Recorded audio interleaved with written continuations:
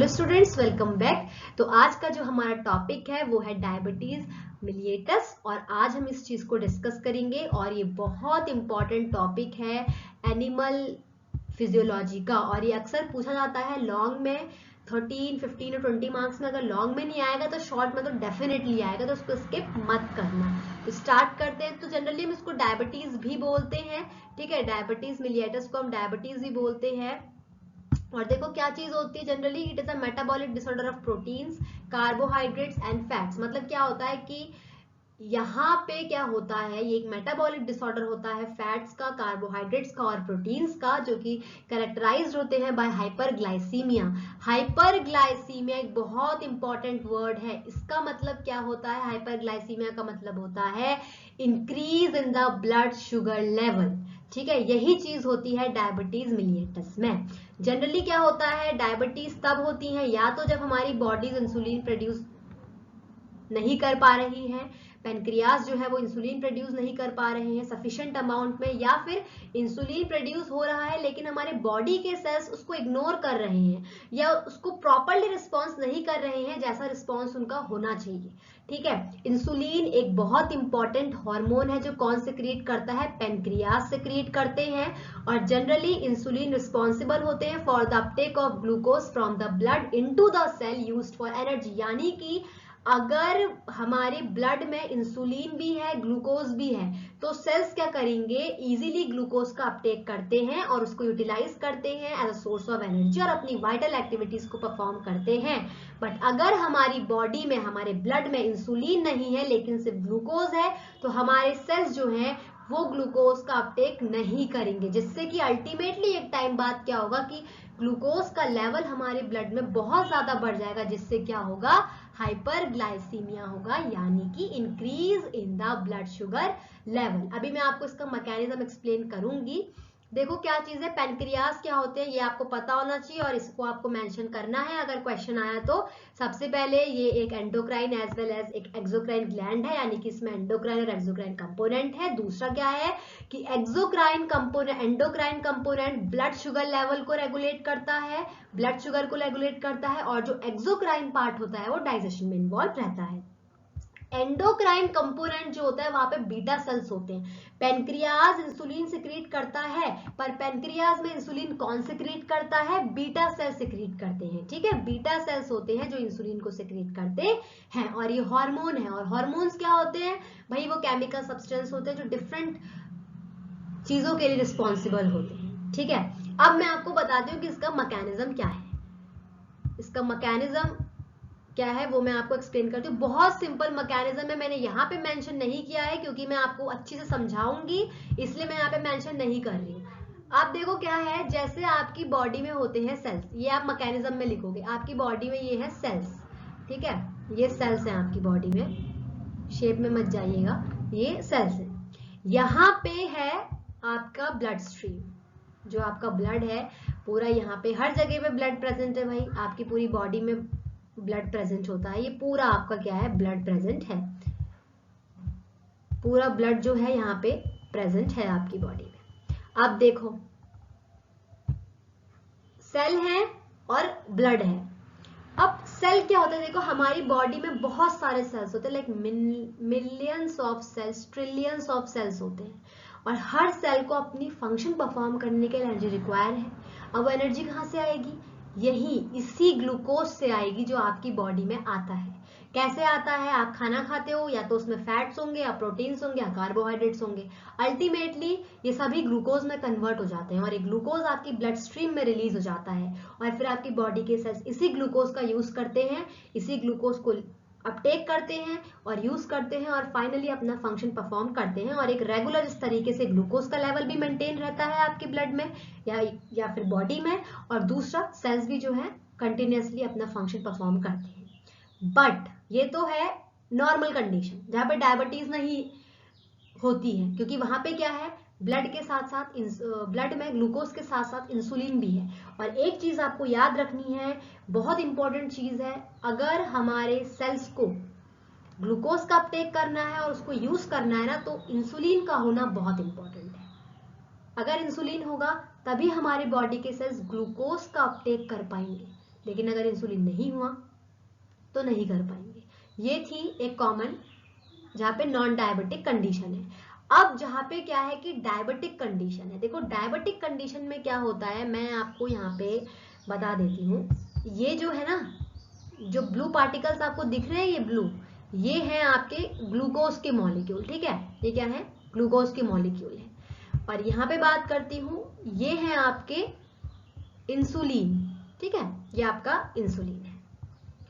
पहले मैं आपको समझाऊंगी कि नॉर्मल कंडीशन क्या है, जहां पे आपको डायबिटीज नहीं है वहां पे कंडीशन क्या है। देखो जब आपको डायबिटीज नहीं है तो आपकी ब्लड में ये ग्लूकोज के मॉलिक्यूल्स भी प्रेजेंट है और यहाँ पे ये इंसुलिन के मॉलिक्यूल भी प्रेजेंट है। तो वही सिंपल सी बात हो गई, इंसुलिन भी है, ग्लूकोज भी है, तो क्या होगा, सेल्स जो है वो ग्लूकोज का अपटेक, जो सेल्स हैं वो ग्लूकोज का अपटेक करेंगे, जो सेल्स हैं देखो वो क्या करेंगे, ग्लूकोज का अपटेक करेंगे और उस ग्लूकोज को यूज करेंगे as a source of energy. इससे क्या होगा, सेल्स को भी रेगुलर जो एनर्जी है वो मिलती रहेगी और साथ ही साथ आपके ब्लड में ग्लूकोज जो ऐड हो रहा है हर बारी, वो क्या है, सेल्स ले रहे हैं तो ग्लूकोज का लेवल भी मेंटेन रहेगा, यानी कि ब्लड शुगर लेवल भी रेगुलेट होता रहेगा। तो ये थी एक कॉमन कंडीशन जहाँ पे कोई डायबिटीज आपको नहीं होती है। जब लोगों को डायबिटीज नहीं होती है तो ये कंडीशन होती है। बट अगर डायबिटीज है तो डायबिटीज में क्या कंडीशन आती है वो मैं आपको एक्सप्लेन करती हूँ। डायबिटीज है तो क्या कंडीशन होती है, देखो आपको ऐसे समझाना पड़ेगा। डायबिटिक कंडीशन बता दिया मैंने आपको और नॉन डायबिटिक कंडीशन। अब डायबिटिक कंडीशन पढ़ते हैं। देखो ये है बॉडी के सेल्स, ठीक है, ये बॉडी के सेल्स है, यहाँ पे आपका ये ब्लड स्ट्रीम है, ये आपका यहाँ पे ब्लड स्ट्रीम है, ठीक है। ब्लू से मैंने आपको बताए थे, ब्लू से आपके ग्लूकोज के मॉलिक्यूल्स हैं जो कि पूरे ब्लड में प्रेजेंट है सेल के अराउंड, और जो ये वाला कलर है ब्लू, ये है आप, वो मैंने आपको बताया था कि वो इंसुलिन है। अब यहाँ पे देखो क्या है, सिर्फ और सिर्फ स्क्रीन पे आपको दिख रहे हैं सेल्स, आपको दिख रहे हैं ग्लूकोज के मॉलिक्यूल्स और आपको दिख रहा है ब्लड, ठीक है, ब्लड स्ट्रीम। अब जब डायबिटिक कंडीशन होती है तो इस केस में क्या होता है कि ब्लड में सिर्फ ग्लूकोज है, तो सिर्फ ग्लूकोज है और हमें पता है कि अगर सेल को ग्लूकोज का अपटेक करना है तो इंसुलिन का होना तो बहुत जरूरी है। सॉरी, तो क्या है, देखो इंसुलिन का होना बहुत जरूरी है, बट यहां पर तो इंसुलिन, बट यहां पर क्या है, इंसुलिन नहीं है। तो क्या होगा, यहाँ पे सेल्स क्या होंगे, ग्लूकोज का अपटेक नहीं करेंगे, जिस वजह से क्या होगा, कंटिन्यूअसली ग्लूकोज जो है वो ऐड होता रहेगा हमारे ब्लड स्ट्रीम में, और एक टाइम ऐसा आएगा जब इतना ज्यादा कंसंट्रेशन ग्लूकोज का हो जाएगा जिससे क्या होगा कि हाई ब्लड शुगर लेवल या फिर हाइपरग्लाइसीमिया जो है वो हो जाएगा, ठीक है। तो ये थी डायबिटिक कंडीशन, तो आपको समझ में आ गया होगा। बस इतना याद रखना, अगर डायबिटीज है तो इसका मतलब जो पर्सन है उसके ब्लड में सिर्फ और सिर्फ ग्लूकोज था, इंसुलिन नहीं थी, ठीक है, तभी तो ग्लूकोज का लेवल बहुत बढ़ गया क्योंकि सेल्स ने लिया ही नहीं ग्लूकोज को, अपटेक ही नहीं किया क्योंकि इंसुलिन इंपॉर्टेंट है। बट अगर वहां पे क्या है कि डायबिटीज नहीं है इंसान को, किसी भी इंसान को या पर्सन को, तो इसका मतलब वहां पे क्या था, इंसुलिन भी था, ग्लूकोज भी था, तो लेवल मेंटेन रहा। तो ये चीज था, तो आप इसको कर लो, इसका स्क्रीनशॉट रख लो या फिर आप इसको नोट कर सकते हो। और ये चीज बहुत इंपॉर्टेंट है, मैंने आपको बहुत अच्छी तरीके से समझा दिया है। अगर फिर भी आपको समझ में नहीं आएगा तो आप कमेंट कर सकते हो, मैं आपको वापस से इसे एक्सप्लेन कर दूंगी, ठीक है, कोई ऐसी चीज नहीं है। अब मैं आपको बताऊंगी कि इसके टाइप्स क्या होते हैं, ठीक है। सबसे पहले टाइप देखो क्या चीज है कि पहला टाइप है टाइप 1 डायबिटीज और एक टाइप है टाइप 2 डायबिटीज। अब पहले हम पढ़ेंगे टाइप 1 डायबिटीज।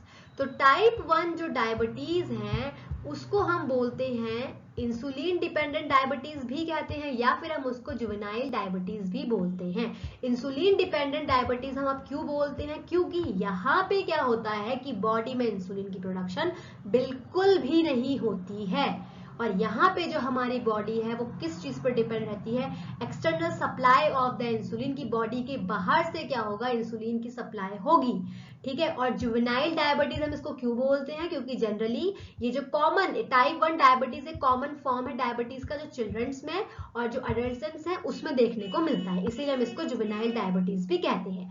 यहाँ पे इंसुलिन का कोई प्रोडक्शन नहीं होता, बॉडी कंप्लीटली एक्सटर्नल सप्लाई पे डिपेंड रहती है फॉर द इंसुलिन। बाहर से इंजेक्शंस के थ्रू हम इंसुलिन को लेते हैं, आप लोगों को पता होगा। दूसरा, ये एक क्रोनिक ऑटो इम्यून डिसऑर्डर है। ऑटो इम्यून डिसऑर्डर का मतलब होता है कि जब क्या है कि जो हमारा इम्यून सिस्टम है वो क्या करता है, एंटीबॉडीज बनाता है, और वो एंटीबॉडीज खुद के ही सेल्स को डैमेज करते हैं, अटैक करते हैं, जो नॉर्मल हेल्दी सेल्स हैं उनको अटैक करते हैं। तो इस वजह से ये होता है। यहाँ पे क्या होता है, इंसुलिन प्रोडक्शन बिल्कुल भी नहीं होती, क्योंकि यहाँ पे क्या है कि जो इंसुलिन प्रोड्यूसिंग बीटा सेल्स हैं उनका कंप्लीट डिस्ट्रक्शन हो जाता है, बिल्कुल भी नहीं इंसुलिन बनती है यहाँ पे। और जनरली 5% जो डायबिटिक्स हैं वो इस टाइप की टाइप 1 डायबिटीज से सफर करते हैं, ठीक है। तो ये चीज है, इतना आप इसको याद रखिएगा। आप इसको मैं मार्क्स हटा देती हूँ, आपके लिए थोड़ा इजी हो जाएगा। ये है, ठीक है। टाइप 1 आप चाहे तो इसको एज अ कंपैरिजन करके भी लिख सकते हो, टाइप 1 और टाइप 2 को, और ऐसे भी लिख सकते हो। तो क्या होता है, इसको हम क्या बोलते हैं, इसको हम इंसुलिन डिपेंडेंट डायबिटीज भी बोलते हैं, क्योंकि हमारी बॉडी में क्या होता है, यहाँ इस केस में टाइप 1 डायबिटीज में बिल्कुल भी इंसुलिन नहीं बनता, क्योंकि हमारे पूरे जो इंसुलिन प्रोड्यूसिंग बीटा सेल्स है उनका डिस्ट्रक्शन हो जाता है, ठीक है। और जनरली क्या होता है कि बॉडी एक्सटर्नल सप्लाई पे डिपेंड रहती है, कि एक्सटर्नली बॉडी को सप्लाई होगा किसका, इंसुलिन का। और जुवेनाइल डायबिटीज हम इसको इसीलिए बोलते हैं क्योंकि जनरली ये एक ऐसा फॉर्म है डायबिटीज का जो चिल्ड्रंस में और जो अडल्ट्स है उसमें देखने को मिलता है। और ये एक ऑटो इम्यून डिसऑर्डर है। ऑटो इम्यून डिसऑर्डर वो होता है जहां पर क्या होता है कि जो आपका इम्यून सिस्टम है वो एंटीबॉडीज बनाता है, और वो क्या करता है, आपके जो नॉर्मल सेल्स हैं, बॉडी सेल्स, उन्हीं को अटैक करता है, खुद के ही सेल्स को अटैक करता है, ठीक है। तो ये चीज है। अब दूसरा हम बात करेंगे, आप इसका स्क्रीनशॉट ले लीजिए या इसको नोट कर लीजिए। अब हम बात करेंगे कि टाइप 2 डायबिटीज जो है, ठीक है, टाइप 2 डायबिटीज जो है अब हम ये डिस्कस करने वाले हैं। तो टाइप 2 डायबिटीज को हम नॉन इंसुलिन डिपेंडेंट डायबिटीज भी कहते हैं, या फिर अडल्ट ऑनसेट डायबिटीज भी बोलते हैं, क्योंकि जनरली यहाँ पे बॉडी जो है एक्सटर्नल सप्लाई पे डिपेंड नहीं रहती है, इसीलिए इसको नॉन इंसुलिन डिपेंडेंट डायबिटीज कहा जाता है। और इसको अडल्ट ऑनसेट डायबिटीज क्यों कहा जाता है, क्योंकि जनरली ये जो 40 इयर्स के लोग होते हैं, जो 40 इयर्स के जो एज ग्रुप के लोग होते हैं, या फिर अबव जो 40 इयर्स के होते हैं, उनमें ये ज्यादा आपको देखने को मिलती है, ठीक है। जनरली यहाँ पे क्या होता है कि इंसुलिन का सिक्रीशन होता है, या तो बहुत ही कम सिक्रीशन होगा, मतलब सफिशिएंट अमाउंट में सिक्रीशन नहीं होगा, इंसुलिन की डेफिशिएंसी हो जाएगी बॉडी में, या फिर इंसुलिन जो सिक्रीशन है वो होगा बट रेजिस्टेंस का मतलब है कि हमारे सेल्स जो है ना वो उसको रिस्पॉन्ड नहीं कर पाएंगे अच्छे से, या इग्नोर करेंगे एक तरीके से, या फिर दोनों चीजें भी हो सकती हैं। जनरली वहां पे तो हम टाइप 1 में क्या करते थे, इंजेक्शंस के थ्रू हम क्या करते थे, एक्सटर्नली बॉडी में इंसुलिन का सप्लाई करते थे। बट यहाँ पर क्या होता है कि हम ड्रग्स लेते हैं जो क्या करते हैं, या तो इंसुलिन की सिक्रीशन को बढ़ा देते हैं, या फिर क्या करते हैं, वो इंसुलिन रेजिस्टेंस को डिक्रीज कर देते हैं, कि जो सेल्स हैं वो प्रॉपरली जो है रिस्पॉन्ड कर पाए जितना उन्हें करना चाहिए टुवर्ड्स द इंसुलिन, ये चीज है। और जनरली ये क्यों होता है, ओबेसिटी की वजह से होता है, हेरिडिटरी फैक्टर्स होते हैं, genetics factors, lack of physical exercise, physical workout. और जनरली 95% जो डायबिटिक्स होते हैं, मतलब मोस्ट कॉमन फॉर्म डायबिटीज का यही होता है, टाइप 2 डायबिटीज, ठीक है। तो ये चीज है, टाइप 2 डायबिटीज ये है, ठीक है। तो ये भी आपको समझ में आया होगा, आप इसका स्क्रीनशॉट या जो भी आप करना चाहते हो। उसके बाद हम पढ़ेंगे कि इसके सिम्टम्स या फिर कॉजेस क्या है। देखो सिम्टम्स भी होंगे और कॉजेस भी होंगे। अब सिम्टम्स सबसे पहले तो क्या है, देखो इंक्रीज थ्रस्ट, बहुत ज्यादा आपको प्यास लगने लगेगी, क्योंकि उसके बाद क्या होता है, फ्रीक्वेंट यूरिनेशन होता है। अब अगर आप ज्यादा पानी पियोगे तो यूरिनेशन भी बहुत ज्यादा एक्सेस होगा। एक्सट्रीम हंगर, भूख बहुत ज्यादा लगती है। अनएक्सप्लेन्ड वेट लॉस हो जाता है। फटीग यानी कि थकावट हो जाती है बहुत ज्यादा। इरिटेबिलिटी होती है, इन्फ्लेमेशन हो जाता है, इचिंग हो जाती है, इरिटेशंस हो जाती है डिफरेंट चीजों से। ड्राई माउथ जो है, गला बहुत ज्यादा सूख जाता है जिस वजह से पानी की बहुत ज्यादा रिक्वायरमेंट होती है। और उसके बाद ब्लरी विजन, साफ दिखाई नहीं देता। आई प्रॉब्लम्स भी होती है, क्योंकि डायबिटीज क्या करती है ना, आपकी जो आईज का जो फ्लूइड है उसके लेवल को थोड़ा डिस्टर्ब कर देते हैं, जिस वजह से जो आइज के कुछ सेल्स होते हैं, ब्लड वेसल्स, वो डैमेज हो जाते हैं, जिस वजह से क्या होता है, ब्लरी विजन होता है। अब हम पढ़ेंगे कि इसके कॉजेस क्या है। सबसे पहले तो ओबेसिटी, ज्यादा वेट होगा, ओबेसिटी होगी, तो अल्टीमेटली डायबिटीज मिलिएटस होगा या फिर डायबिटीज आपको होंगी। एल्कोहल कंजप्शन, उसके बाद आप स्मोकिंग कर रहे हो, तो ये सब भी रीजन है। अनहेल्दी डाइट, ज्यादा फैटी एसिड्स आप ले रहे हो, ज्यादा जो है अमाउंट में आप जंक फूड है, ऑयल फैट वाली चीजें खा रहे हो, तो इस वजह से होगा। जेनेटिकली भी ये हो जाता है, कभी पेरेंट्स को होता है तो क्या होता है कि आगे फिर जो जनरेशन्स होती है, उनके चिल्ड्रंस हैं, उनको भी हो जाता है, तो जेनेटिक भी इसका रीजन होता है। उसके बाद है कि lack of physical workout and inactivity, physical workout नहीं है, मूवमेंट नहीं है बॉडी का, बस, तो ये चीजें हैं। High consumption of sugar sweetened beverages, यानी कि जब आर्टिफिशियल जिसमें आर्टिफिशियल स्वीटनर्स जो है वो ऐड किए होते हैं, जैसे आप फ्रूट्स खा रहे हो तो वो तो उसमें तो आर्टिफिशियल स्वीटनर्स नहीं है, वो नेचुरल शुगर है, वो आपको डायबिटीज नहीं करेगा। बट अगर आप ज्यादा कंजप्शन कर दोगे शुगर स्वीटेंड बेवरेजेस, यानी जिसमें आर्टिफिशियल स्वीटनर्स है, आर्टिफिशियल स्वीटनर्स से खराब और कोई भी चीज नहीं होती है। आर्टिफिशियल जो स्वीटनर्स होते हैं वो बिल्कुल भी बॉडी के लिए अच्छे नहीं होते। हाँ, कुछ लेस अमाउंट में लोगे, उसका कंजप्शन लिमिटेड अमाउंट में होगा तो वो हार्मफुल नहीं हो सकते हैं, बट अगर ज्यादा अमाउंट में हो गए तो डायबिटीज का बहुत ज्यादा जो होगा, जो डायबिटीज होंगी वो इसी वजह से आपको होंगी। ठीक है, तो ये हमने पढ़े कि क्या इसके सिम्टम्स हैं और क्या इसके कॉजेज है। अब हम आगे डिस्कस करेंगे कि क्या जो है, तो अब हम आगे डिस्कस करेंगे कि इसमें क्या कॉम्प्लिकेशंस है डायबिटीज मिलिएटस के, यानी कि क्या आपको रिस्क फैक्टर्स है, अगर आपको डायबिटीज है तो क्या प्रॉब्लम्स आपको हो सकती हैं, और ये बहुत इंपॉर्टेंट है। सबसे पहला है आई डिजीज आपको हो सकती है। जब आपको डायबिटीज होती है ना, आपका ब्लड शुगर लेवल बहुत ज्यादा हो जाता है, तो क्या होता है, उससे जो आपके टिश्यूज होते हैं आइज के, क्या होता है कि उनकी स्वेलिंग हो जाती है। ठीक है, स्वेलिंग हो जाती है क्योंकि आइस का जो फ्लूइड लेवल है ना वो चेंज हो जाता है, जिस वजह से स्वेलिंग हो जाती है और आपकी जो आइस के जो ब्लड वेसल्स है वो डैमेज हो जाते हैं और ब्लरी विजन इसी की वजह से होता है। उसके बाद है गम डिजीज।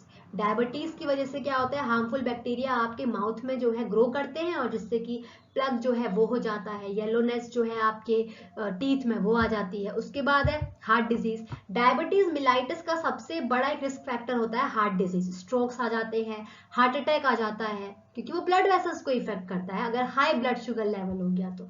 उसके बाद आपका आता है किडनी डिजीज। अगर जो है डायबिटीज है तो ब्लड वेसल्स जो है उनका डैमेज होगा और अल्टीमेटली क्या होता है कि हाई ब्लड प्रेशर होगा, जिसकी वजह से किडनी को भी डैमेज होता है। उसके बाद स्किन कंडीशन। जनरली जो लोग होते हैं ना जिनको डायबिटीज होती हैं, जो डायबिटिक पेशेंट्स होते हैं, जनरली उनमें क्या होता है कि वो जो होते हैं थोड़ा उनको इचिंग होती है, इरिटेशन होती है, इन्फ्लेमेशन होता है और उनको डिफरेंट टाइप के स्किन इन्फेक्शंस भी होते हैं इस वजह से। ठीक है, क्योंकि क्या है कि ज्यादा ब्लड शुगर लेवल होता है, जिस वजह से क्या होता है कि जो स्मॉल आपके ब्लड वेसल्स हैं बॉडी के, उसमें कुछ चेंजेस आ जाते हैं, जिस वजह से क्या होता है कि स्किन कंडीशंस होती हैं जो कि अच्छी नहीं होती हैं। तो अब हम बात करते हैं, तो अब लास्ट जो हम पढ़ेंगे वो हम पढ़ेंगे कि कैसे हम इसको कंट्रोल कर सकते हैं। देखो, डायबिटीज जो है वो एक ऐसी डिजीज है जिसका क्या है कि एक परमानेंट इलाज नहीं है। वंस इट इज डायग्नोस्ड तो ये जो है परमानेंटली ट्रीटमेंट इसका नहीं हो सकता है, परमानेंटली इसका ट्रीटमेंट नहीं हो सकता। बट हाँ, हम कुछ चीजों को जो है यूज करके, कुछ चीजों को वो करके हम क्या कर सकते हैं कि इसको कंट्रोल कर सकते हैं। जैसे कि सबसे पहले आपका आता है एक्सरसाइज हो गया, स्टे हाइड्रेटेड। जरूरी नहीं है कि डायबिटिक पेशेंट्स ही इन चीजों को फॉलो करेंगे। You must be health conscious because of today's lifestyle. ठीक है, ये चीज है। तो क्या है कि अगर आप इन चीजों को फॉलो करते हो, और भी बहुत सी चीजें हैं बट मैंने यहाँ पे आपको मेन 4 चीजें बताई हैं, तो आप डायबिटीज को कंट्रोल कर सकते हो, जिससे कि आपकी जो नॉर्मल लाइफ है उसमें कोई भी जो है डिस्टर्बेंस नहीं होगा। सबसे पहले हम बात करते हैं एक्सरसाइज। रेगुलर 20 से 30 मिनट्स एक्सरसाइज आपको इन अ डे करनी है, जिससे क्या होता है ब्लड शुगर लेवल जो है वो इम्प्रूव होता है और जो इम्प्रूव एंड जो फॉर्मेशन होती है इंसुलिन की वो भी जो होती है ज्यादा इफेक्टिव होती है, वो उसे इम्प्रूव करता है इंसुलिन की प्रोडक्शन को। क्योंकि रेगुलर आप फिजिकल एक्टिविटी करोगे, आपकी बॉडी मूव करती है हर डायरेक्शन में, हर तरीके से, तो ये बेनिफिट है। उसके बाद है स्टे हाइड्रेटेड। डायबिटीज को कंट्रोल करने के लिए पानी पीना बहुत इंपॉर्टेंट है, स्टे हाइड्रेट रहना बहुत इंपॉर्टेंट है, क्योंकि पानी जो है ना, water is a most important component, because वो इतने टॉक्सिन्स को फ्लैश आउट करता है आपकी बॉडी से, जिसकी आपकी बॉडी इंटरनली क्लीन रहती है, और इंटरनली क्लीन रहेगी तो वो डायबिटीज भी जो है कंट्रोल करेगा, क्योंकि ज्यादा पानी पीने से क्या होता है कि वो आपका ब्लड शुगर जो है उसको कंट्रोल करता है, ठीक है, और टॉक्सिन्स को भी फ्लैश आउट करता है। उसके बाद है वेल बैलेंस्ड डाइट। आपको डायबिटीज कंट्रोल करने के लिए एक रूटीन में एक प्रॉपर बैलेंस डाइट लेनी होगी। आपको जंक फूड नहीं खाना है, and we should avoid junk food हो गया, ज्यादा फैट्स, बटर, ऑयल, ये सब बिल्कुल भी नहीं। Eat but in very less amount. आपका जो कार्ब्स इनटेक है, आपको उसका कंट्रोल रखना है, आपको उसका देखना है कि आप कितना कार्ब्स कंट्रोल, जो कार्ब्स इनटेक कर रहे हो वो कितना है, और आपको फ्रेश वेजिटेबल्स खानी है, फ्रूट्स खाने, तो ये सब चीजें डायबिटीज कंट्रोल करने में हेल्प करता है। उसके बाद है कंट्रोल स्ट्रेस। देखो क्या है कि डायबिटिक पेशेंट्स जो हैं उनमें क्या होता है ना कि अगर स्ट्रेस हो गया उनको, तो उससे अनकंट्रोलेबल ब्लड शुगर लेवल होता है, कंट्रोल्ड नहीं रहता ब्लड शुगर लेवल, क्योंकि स्ट्रेस तो वैसे भी नहीं करना चाहिए। तो जो भी डायबिटिक पेशेंट्स हैं या नॉर्मल पेशेंट, जो नॉर्मल लोग भी हैं, उनको भी क्या करना चाहिए, मेडिटेशन, योगा, एक्सरसाइज, ये सब करना चाहिए, जिससे कि बॉडी हेल्दी रहती है। और डायबिटिक पेशेंट्स को तो और भी ज्यादा करना चाहिए। अगर एक्सरसाइज वो नहीं कर सकते तो वॉकिंग बहुत, और रनिंग हो गया, बहुत अच्छी चीजें हैं। तो ये था हमारा कुछ ऐसे मेथड्स जिनसे हम डायबिटीज को क्या कर सकते हैं, कंट्रोल कर सकते हैं। तो ये हमारा आज का टॉपिक था, और मैंने सब कुछ आपको यहाँ पे एक्सप्लेन कर दिया, मैकेनिज्म बताया मैंने आपको, ये क्या होता है और कितने टाइप का होता है, क्या इसके सिम्टम्स हैं, क्या इसके कॉजेज हैं, और कैसे हम इसको कंट्रोल कर सकते हैं। अगर अभी भी आपको कोई भी डाउट है तो आप कमेंट में छोड़ सकते हो, मैं आपको शॉर्ट्स में या फिर आपको वीडियो के फॉर्म में क्या करूंगी, उसको एक्सप्लेन कर दूंगी। तो होपफुली आपको समझ में आया होगा। Thank you.